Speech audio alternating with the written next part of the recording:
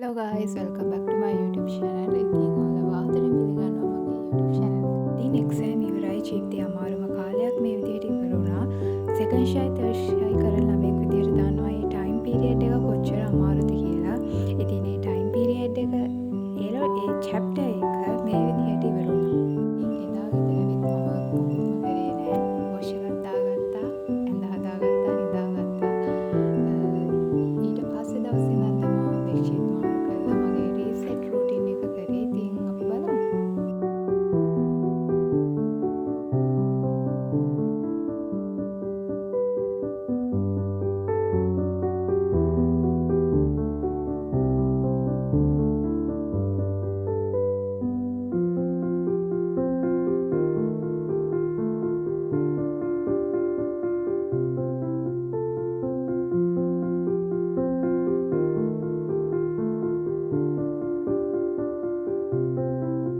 මම ඒලෝස් වලට වැඩ කරන්න පටන් ගත්තේ අන්තිම මාස දෙකේ.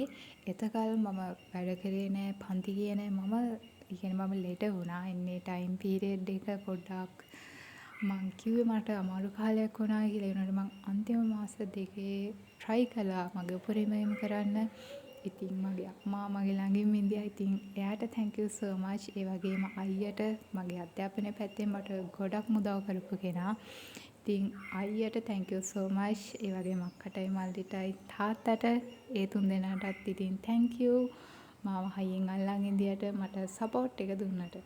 මට එන රිසල්ට් එක මොකක් වේද කියලා මම දන්නේ නැහැ. හැබැයි එන ඕනම රිසල්ට් එකක් මම ආදරෙන් සතුටින් බාර ගන්නවා. ආපහු පාරක් නම් එරර් කරන එකක් නැහැ. ඊට පස්සේ මං හිතන් ඉන්නවා අලුත් chapter එකක් මගේ ජීවිතේ පටන් ගනී කියලා. ඉතින් බලමු අපි.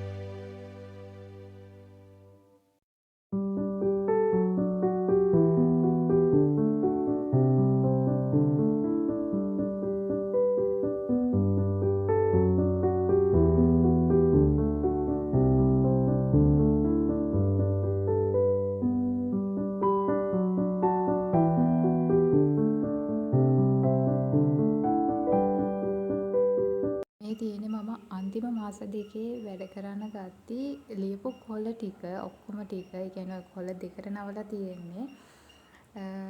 ඉතින් මේවා දකිද්දි ඇත්තටම සතුටුයි. මේක ලස්සන මතකයක් වෙයි කියලා මම හිතනවා මගේ ජීවිතේ.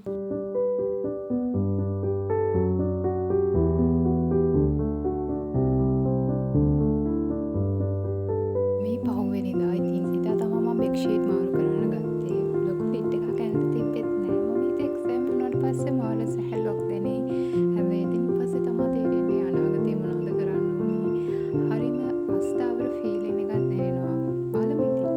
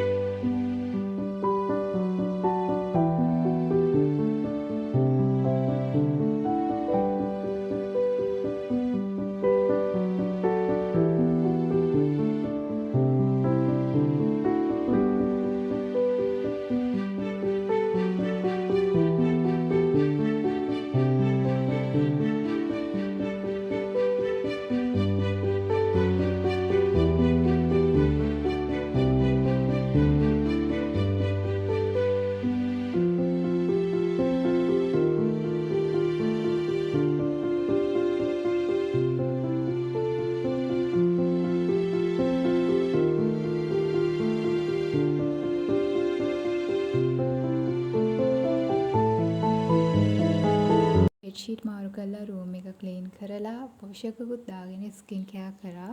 ඉතින් එහාට මම මොකුත් කරේ නෑ. නිදහසේ ඉඳියා. ඉතින් අදට බ්ලොග් එක ඉවරයි. මාව බලපු හැමෝටම ස්තුතියි. එහෙනම් අලුත් බ්ලොග් එකකින් හම්බ වෙමු.